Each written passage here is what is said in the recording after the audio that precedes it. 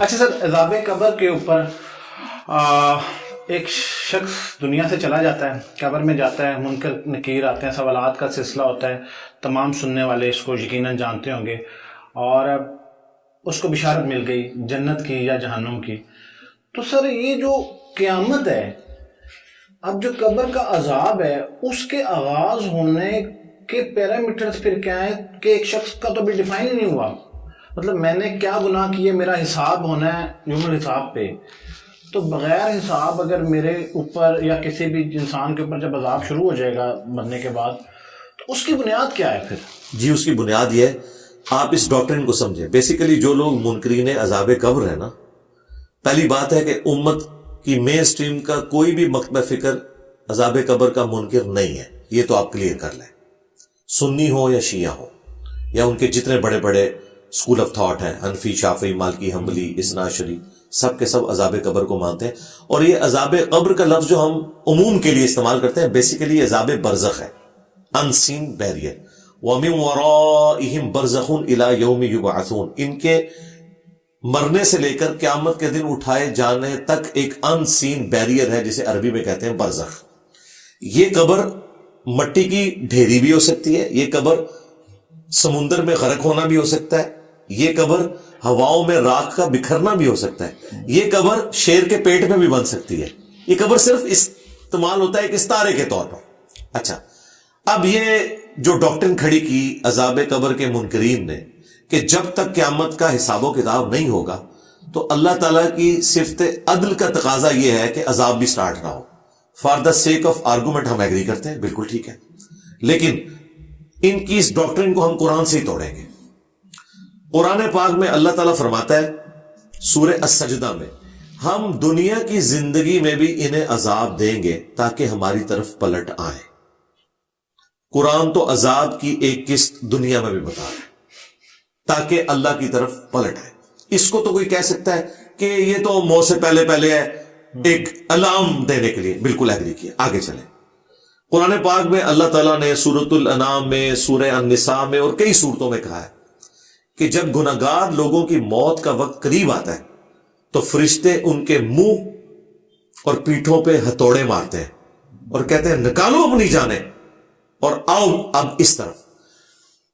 ہم یہ کہتے ہیں کہ موت کے وقت تو اب اس نے کوئی اپنی اصلاح تو نہیں کرنی، اس کی روح نکالی جا رہی ہے ہتھوڑے مار مار کے، یہ قرآن کے الفاظ ہیں، پیٹھ پہ بھی اور منہ پہ بھی۔ قیامت کا دن کا بھی حساب ہوا ہے نہیں، یہ پہلے تھوڑے، یہ توڑے یقیناً ان کو پڑھ رہے ہیں جن کا الٹیمیٹلی اللہ کو پتا ہے کہ ان کا الٹیمیٹ انجام قیامت والے دن کیا ہونا ہے۔ لہذا اللہ کی طرف سے جو عذاب ہے اس کی یہ قسطیں ہیں، اس کی پہلی قسط اگر کوئی ہے نا اس اعتبار سے، وہ ہے موت کے وقت جو پیٹھ پہ اور چہروں کے اوپر ہتھوڑے مارے جاتے ہیں۔ دوسری قسط بھی قرآن میں موجود ہے، سورہ المؤمن کے اندر، فرعونی صبح شام آگ پر پیش کیے جاتے ہیں، اور جب آخرت کا وہ بڑا دن آئے گا تو یہ بڑی آگ پر پیش کیے جائیں گے۔ یہ آیت واضح ثبوت ہے کہ ابھی قیامت قائم نہیں ہوئی اور قرآن کہہ رہا ہے کہ فرعونی صبح شام آگ پہ پیش ہو رہے ہیں۔ وہ کہاں پہ پیش ہو رہے ہیں؟ اسی آیت کو امام بخاری نے عذاب قبر کی دلیل میں جب حدیث لی ہے نا عذاب قبر سے متعلق، اس کے اوپر ہیڈنگ بنایا تاکہ اگر کوئی کہنا کہ یہ امام بخاری نے اپنی طرف سے حدیثیں گھاڑ لی ہیں تو وہ قرآن سے دکھا سکیں کہ بھئی سورہ المومن تو امام بخاری نے نہیں لکھی۔ سورہ المومن کے اندر سورت نمبر 40 میں ہے کہ فرعونی صبح و شام آگ پر پیش کیے جاتے ہیں اور جب قیامت کا دن آئے گا تو بڑے عذاب میں وہ جائیں گے۔ اب وہ کس آگ پہ پیش ہو رہے ہیں؟ قرآن تو کہہ رہے پیش ہو رہے ہیں، یہ وہی آگ ہے جس کو آپ عذاب قبر کہہ لیں، عذاب برزخ کہہ لیں۔ تو یہ قسط دوسری ہے، اور پھر الٹیمیٹ آخرت کی قسط آنے والی ہے۔ اب اس میں ٹیکنیکل کوسچن سائنٹیفک یہ ہو سکتا ہے کہ ایک بندہ آج سے 10,000 سال پہلے فوت ہوا اور ایک قیامت سے ایک دن پہلے فوت ہوا، ہاں جی، اس کا جواب ہم دیتے ہیں۔ یہ کیلکولیشن کرنا اللہ کا کام ہے۔ اللہ تعالیٰ کسی شخص کے ساتھ ایسا بھی کر سکتا ہے کہ اس کے ایک دن کو اس پہ اس طرح طاری کرے کہ وہ 10,000 سال کے اوپر بھاری ہو جائے۔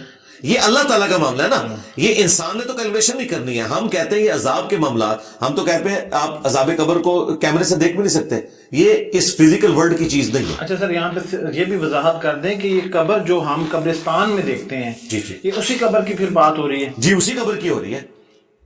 تو پھر سر اگر ایک شخص کسی بھی حادثے کی وجہ سے جی اسی قبر وہ ہے، میں نے وہ پہلے کلیئر کر دیا. یہ جو ہمیں دھوکہ دیتے ہیں نا کہ جی یہ مٹی کی ڈھیری, جی یہی مٹی کی ڈھیری. کیوں؟ صحیح مسلم حدیث ہے, حضرت عمر بن عاص کی موت کا وقت جب قریب آیا, بڑی لمبی حدیث ہے, 321 نمبر مسلم شریف میں شروع میں ہی ہے, انہوں نے اپنے بیٹے کو نصیحتیں کی. اینڈ پہ انہوں نے کہا کہ جب میں مر جاؤں میری قبر پہ دفنانے کے بعد اتنی دیر بیٹھے رہنا جتنی دیر ایک اونٹ کو نہر کر کے اس کا گوشت تقسیم کیا جاتا ہے, تاکہ میں اپنے رب کے آئے ہوئے فرشتوں کو جوابات دوں اور مجھے استقامت ہو. صحابہ کرام کا یہی عقیدہ تھا کہ اسی قبر میں عذاب ہوتا ہے. اچھا وہ آپ دیکھ نہیں سکتے, وہ تو آیا کہ قرآن کی مجلس کو فرشتوں نے ڈھانپا ہوا ہے, ہم بھی یہاں قرآن کی بات کریں کتنے فرشتے, ہمیں نظر نہیں آئیں گے. یہ فزیکل ورلڈ کی چیز نہیں ہے, عذاب قبر فزیکل ورلڈ کی چیز نہیں ہے. پتھر کے اندر آگ موجود ہوتی ہے لیکن آپ کو نظر تو نہیں آتی, وہ تو آپ رگڑتے ہیں تو باہر نکلتی ہے نا. یہ چھوڑ دیں, یہ اس فزیکل ورلڈ کی چیز ہی نہیں. لہذا یہ ڈیمانڈ کرنا کہ یہی مٹی کی ڈھیری ہے, کوئی بھی ہو, قرآن میں تو یہ ہے نا کہ انسان مرتا ہے اسے قبر دی جاتی ہے.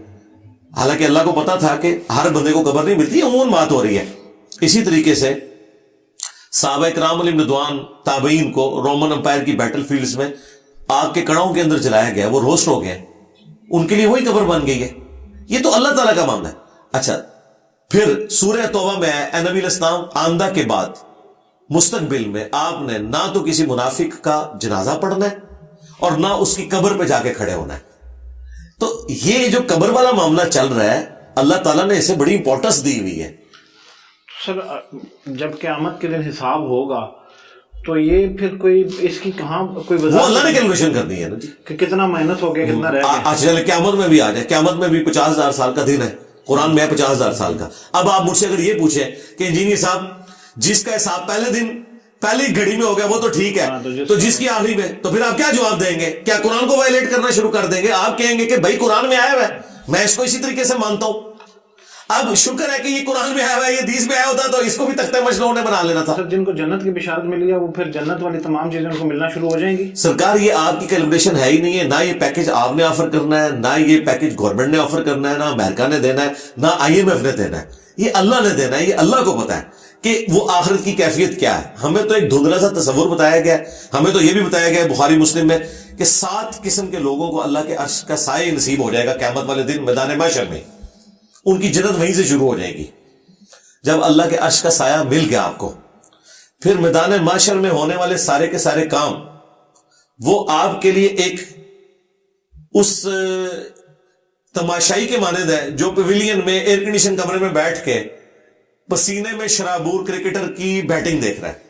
وہ کیفیت صرف کرکٹر گزار رہا ہے, وہ تو بیٹھا ہوا ہے ایئر کنڈیشن کمرے میں. جو اللہ تعالیٰ کے عرش کے سائے کے نیچے آ جائے گا وہ بھلے 50,000 سال کا دن بھی ہو, اس کے لیے تو آسان ہو جائے گا کاٹنا. وہ تو پھر انجینئر صاحب ہم یہ کہہ سکتے ہیں کہ جو شخص جس دن مرا پھر اس کی قیامت شروع ہو گئی. جی بخاری مسلم میں حدیث ہے, جو مر گیا اس کی قیامت شروع ہوگی, اس کی قیامت شروع ہوگی. اور وہ قیامت کیا ہے؟ وہ آخرت. آخرت کیا ہے؟ مرنے سے لے کر جنت یا جہنم میں پہنچنے تک یہ سارے کا سارا پورشن آخرہ ہے. اما عائشہ کی حدیث ہے بخاری میں, جب نبی علیہ السلام کا آخری دن تھا, عبد الرحمن بن ابی بکر آئے, ان کے ہاتھوں میں مسواک دیکھی, نبی علیہ السلام نے اشارہ کیا مسواک ترغیب کے لیے, آپ نے اپنے منہ میں ڈالی لیکن آپ کمزوری کی وجہ سے چبا نہیں سکے. تو سیدہ عائشہ کہتی ہیں میں نے وہ چبا کے حضور کو دی اور نبی علیہ السلام نے اس کو چبایا. اور اما عائشہ کہتی ہیں میری خوش قسمتی ہے کہ اللہ تعالیٰ نے میرے تھوک کو اور نبی علیہ السلام کے تھوک کو اکٹھا کر دیا.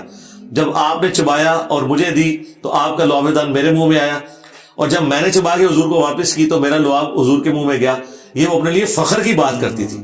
وہ کہتی ہیں کہ رسول اللہ صلی اللہ علیہ وآلہ وسلم کے تھوک مبارک کو اور میرے تھوک کو اللہ تعالیٰ نے اس دن جمع کر دیا ایک جگہ, جو رسول اللہ کی دنیا کی زندگی کا آخری دن اور آخرت کی زندگی کا پہلا دن تھا. اما عائشہ کے الفاظ ہیں بخاری میں کہ جس دن حضور فوت ہوئے نا وہ نبی علیہ السلام کی آخرت کا پہلا دن تھا.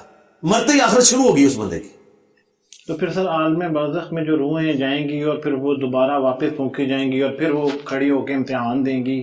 جی جی تو اس کے درمیان میں پھر یہ پروسیس جو آپ بتا رہے ہیں جی وہ علیین سجین وہ سارے کے سارے معاملات ہیں. فی الوقت میرے بھائی ہمیں اس سے کوئی غرض نہیں ہے. نبی علیہ السلام نے فرمایا میں اور قیامت اس طرح ساتھ بھیجے گئے جس طرح یہ 2 انگلیاں, صحیح مسلم میں.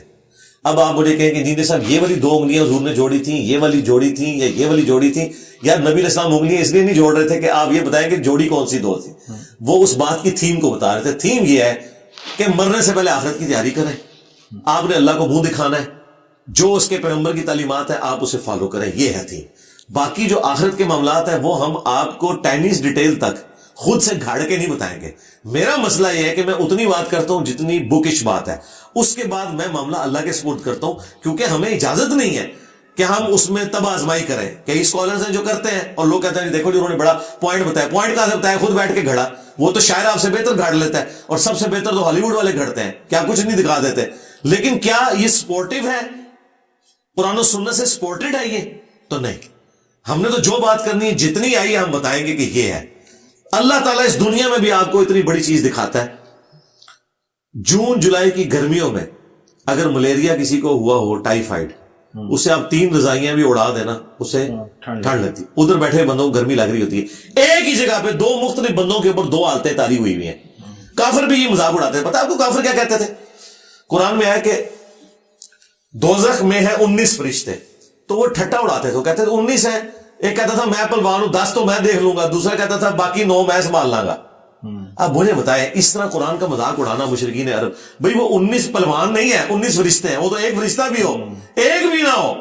اللہ تعالیٰ نے کہا کہ میں نے 19 کا عدد ان کے لیے فتنہ بنا دیا. وہ فتنہ ایسا بنا, اس وقت کافروں کے لیے بنا. آج تک لوگ 19 کی کیلکولیشن کر رہے ہیں, بسم اللہ کے 19 حروف ہے, ٹھیک ہے, ہوں گے, اور پوری پوری 19 کے اوپر کتابیں لکھ دی ہیں لوگوں نے, ٹھیک ہے. تو یہ 19 کا عدد ایک فتنہ ان لوگوں کے لیے بنا. اس زمانے میں انہوں نے یہ باتیں کرنی شروع کر دی. اچھا, پھر یہ بھی باتیں کرتے تھے کہ قرآن میں آیا نا کہ ہم ان کو بھی اور ان کے معبودوں کو بھی جہنم میں پھینکیں گے. تو پتہ کیا کہا مشرکین عرب نے؟ انہوں نے کہا ٹھیک ہے پھر جیزس کرائسٹ بھی جہنم میں جائیں گے, کیونکہ عیسائی ان کو پوجتے ہیں, کرسچنز. اب اس کا جواب پھر اللہ کو قرآن میں دینا پڑا. اللہ نے فرمایا سورہ زخرف میں کہ عیسیٰ ابن مریم کی جو مثال انہوں نے بیان کی ہے نا, تو صرف یہ جو ہے وہ ایک جھگڑا کرنے کے لیے کر رہے ہیں. وہ تو اللہ کے نیک بندے تھے, ان کا کیا لینا دینا اس شرک کے ساتھ جو لوگوں نے ان کی طرف منسوب کیا. اللہ کو بھی ریبٹل کرنا پڑا ہے, ریپلائی ٹو کرنا پڑا ہے.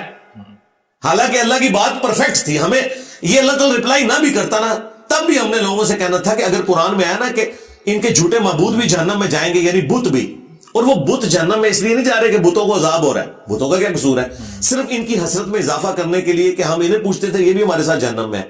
تو عیسیٰ ابن مریم تو نہیں جائیں گے نا. لیکن اللہ نے پھر بھی جواب دیا کہ عیسیٰ ابن مریم کیوں جائیں گے؟ بھائی وہ تو اللہ تعالیٰ کے ایک چنے ہوئے بندے ہیں, مقرب بندے ہیں. تو یہ جو لوگ پخے چھوڑتے ہیں نا, اس کا جواب اس لیے تو اتنی موٹی کتاب ہے, ورنہ تو اللہ تو ایک بات ایک صفحے میں بھی کر سکتا تھا. اللہ کو بھی سینکڑوں صفحے چاہیے بات کرنے کے لیے. کیوں؟ کیونکہ شیطان نے اتنے اپنے ایجنٹ چھوڑے ہوئے اور اپنی ایسی غلط تعلیمات پھیلا دی ہیں, انہیں ریبٹل کرنا پڑتا ہے.